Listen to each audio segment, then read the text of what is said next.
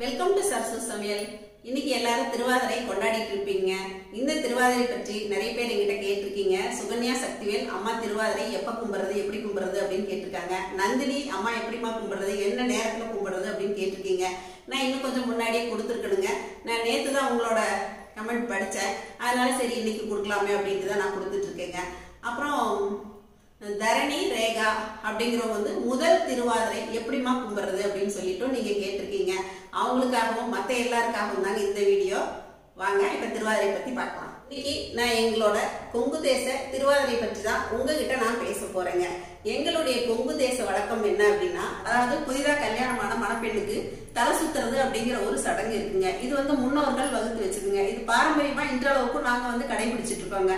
அதாவது புதிதாக கல்யாணம் ஆன பெண்ணுக்கு வந்து புது ட்ரெஸ் எல்லாம் எடுத்து கொடுத்து இந்த திருவாதிரைக்கு உற்றார் உறவினர்கள் நட்புகள் எல்லாரையும் கூப்பிட்டு எல்லாருக்கும் சேர்த்து அவங்க வீட்லயே எல்லாம் சமையல் எல்லாம் பண்ணி இந்த களி செய்வோம் இல்லைங்களா, களி செஞ்சு அப்பம் இல்லைன்னா அடை செய்வாங்க. ஒரு சில ஏரியாக்கள் வந்து அதிரசம் செய்வாங்க. நாங்க வந்து அடை செய்வோங்க. அடை செஞ்சு தலை சுத்துறது அப்படிங்கிற ஒரு வழக்கம் இன்றளவுக்கு இருந்துட்டு இருக்குங்க. அப்புறம் காலையில எழுந்திரிச்ச உடனே அந்த புதுமண பெண் என்ன பண்ணணும் அப்படின்னா, தூங்கி எழுந்திரிச்சோன்னா பல் தேய்ச்சி முகம் கழுவி இறைவன்கிட்ட போய் நின்று எம்பெருமான் கிட்ட வேண்டிக்கிட்டு விபூதி வச்சுக்கிட்டு அதுக்கப்புறமா வந்து பட்னி சாதம் அப்படிங்கிற ஒண்ணு சாப்பிடணுங்க. அதாவது டிஃபன் வெரைட்டி ஏதோ ஒண்ணு, உப்புமாவோ அல்லது இட்லியோ தோசையோ நம்ம வந்து 5:30க்குள்ள அதை சாப்பிட்டு முடிச்சுக்கணுங்க. எங்க ஏரியால இது வழக்கமா இருக்குதுங்க. நிறைய பேர் வந்து காலையில இருந்து எதுவுமே சாப்பிடாம விரதம் இருக்கிறதும் உண்டு. ஆனா எங்களுக்கு வந்து முன்னோர்கள் சொல்லி கொடுத்தது எப்படின்னா இந்த மாதிரிதான் விரதத்துக்கு சொல்லி கொடுத்துருக்காங்க. அதனால நாங்க இன்றளவுக்கும் அதே மாதிரிதான் நாங்க பண்ணிட்டு இருக்கோங்க. புதுமண பெண்களும் சரி சுமங்கலி பெண்களும் சரி எல்லாருமே அந்த பட்னி சாதம் சாப்பிட்டுட்டு தான் விரதம் இருக்கிறது முறைங்க. காலையில இருந்து சாயங்காலம் வரைக்கும் எதுவுமே சாப்பிடக்கூடாது. நம்ம பழங்கள் சாப்பிடலாம். அது பசி தாங்காதவங்க அவள் இந்த மாதிரி சக்கரை போட்டு உப்பு இல்லாத பண்டங்கள் சாப்பிட்டுக்கலாங்க. காபி டீ சாப்பிடலாம். ஒரு சிலர் அந்த அடுப்புல ஏத்துனதே எதுவுமே கூட சாப்பிட மாட்டாங்க. அப்படி இருக்கிறவங்களும் உண்டுங்க. அப்புறம் இந்த புதுமண பெண்கள் என்ன பண்ணும் அப்படின்னா, இதெல்லாம் முடிச்சுட்டு இந்த சாப்பிட்றதுக்கு வந்து நம்ம குளிக்கணுங்கிற அவசியம் இல்லைங்க. அதுக்கப்புறமா நம்ம மெதுவாக 6:30 6-7 மணிக்கு மேல நம்ம குளிச்சுட்டு சாமி கும்பிட்டுட்டு அதுக்கப்புறம் வீட்டுல வேலையை பார்க்கலாங்க.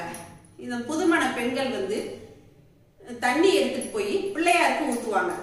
அது வந்து இன்னைக்கு வழக்கமா இருந்துட்டு இருக்குங்க. அவங்க வந்து அந்த முழு முதற் கடவுள் பிள்ளையார் தான் இல்லைங்களா, அந்த பிள்ளையாருக்கு தண்ணி ஊத்திட்டு வந்து எல்லாரோட ஒண்ணா அவங்களும் விரதம் இருப்பாங்க. அப்புறம் சொந்தக்காரங்கெல்லாம் எல்லாம் வந்தா எல்லாரும் ஒன்னா சேர்த்து சமையல் பண்ணி அந்த களி செய்வோம். நம்ம புளிக்குழம்பு வைப்போம். 21 காய் போட்டு வைக்கிறது நல்லதுங்க. அதே மாதிரி பயிர் வகைகள் அதுல என்ன வேணா சேர்க்கலாம். எல்லா காயுமே சேர்க்கலாங்க. எந்த காயுமே இதுக்கு வந்து விதிவிலக்கே கிடையாது. 21 வகையான காய் போடுறது நல்லதுங்க. நான் எப்பயுமே 21 வகையான காய் போட்டு செய்வேங்க. நம்ம 7 காய் கூட போட்டு செய்யலாம்.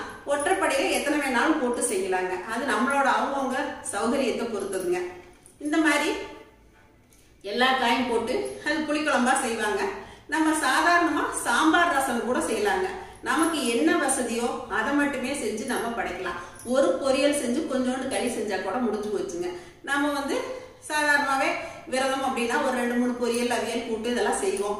அந்த மாதிரி செஞ்சு நம்ம என்னென்ன செய்யறோமோ சாம்பார் பருப்பு சாம்பார் ரசம் இந்த மாதிரி பொரியல் வகைகள் இதையெல்லாம் செஞ்சு அந்த செய்யற களியும் வச்சு சாயங்காலமா சமையலெல்லாம் முடிச்சுட்டு சாயங்காலமா நம்ம இலை போட்டு படைப்பு போடணுங்க.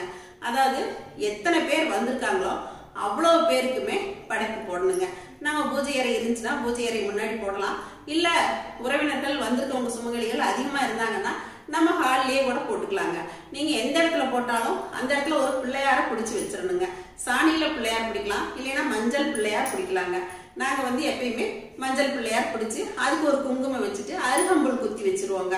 அந்த மாதிரி குத்தி வச்சுட்டு தேங்காய் பழம்லாம் எல்லாம் உடைச்சு மஞ்சள் குங்குமம் வெத்தலை பாக்கு இதெல்லாம் எல்லாருக்கும் வச்சிருப்பாங்க. எத்தனை பேர் சுமங்கலிகள் இருக்காங்களோ அவ்வளவு பேருக்குமே உண்டு.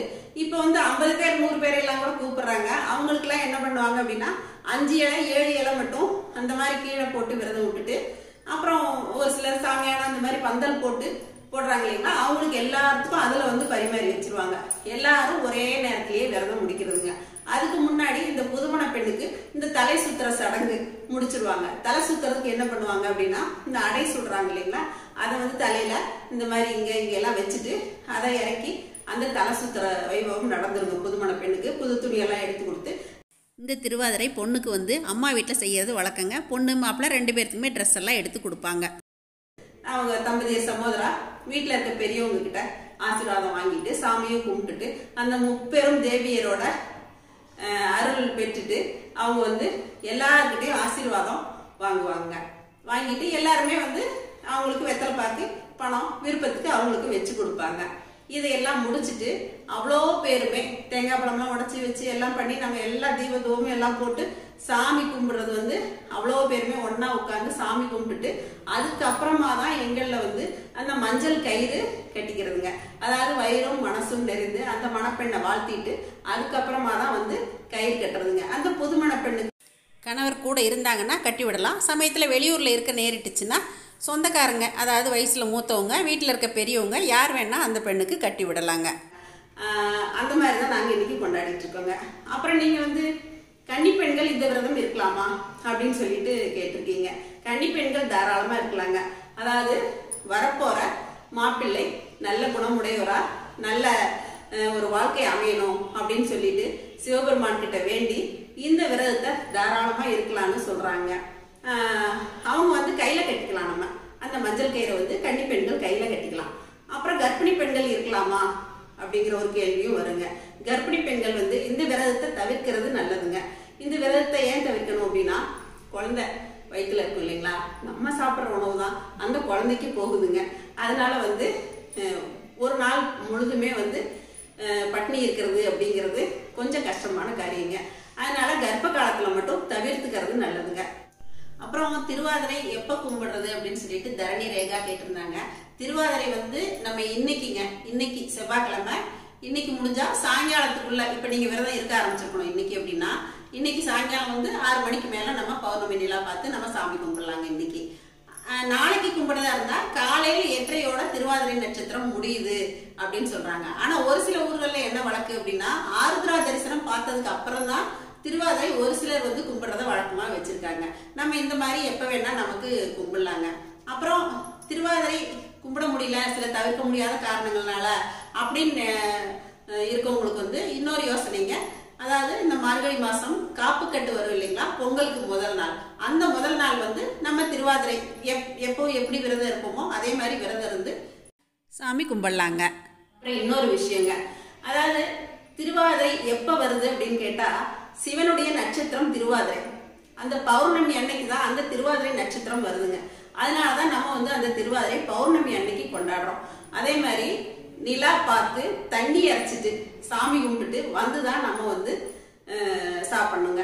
அந்த மாதிரி ஒரு வழக்கமும் இன்னும் இருக்குங்க. நல்லா முழு நிலவு இருக்கும் இல்லைங்களா, அதுக்கு வந்து சொம்புல தண்ணி கொண்டு போய் கையில 3 கை அள்ளி இறைச்சிட்டு மனசார வேண்டிட்டு அதுக்கப்புறம் வந்துதான் சாமி கும்பிடுங்க. அதனாலதான் வந்து பௌர்ணமி அன்னைக்கு சாயங்காலம் 6 மணிக்கு மேலதான் எங்க ஊர்கள்ல எல்லாம் வந்து 6-6:30க்கு மேலதான் நிலவு வந்ததுக்கு அப்புறம் சாமி கும்பிட்டு அப்புறம் தான் நாங்க விரதம் முடிப்போங்க.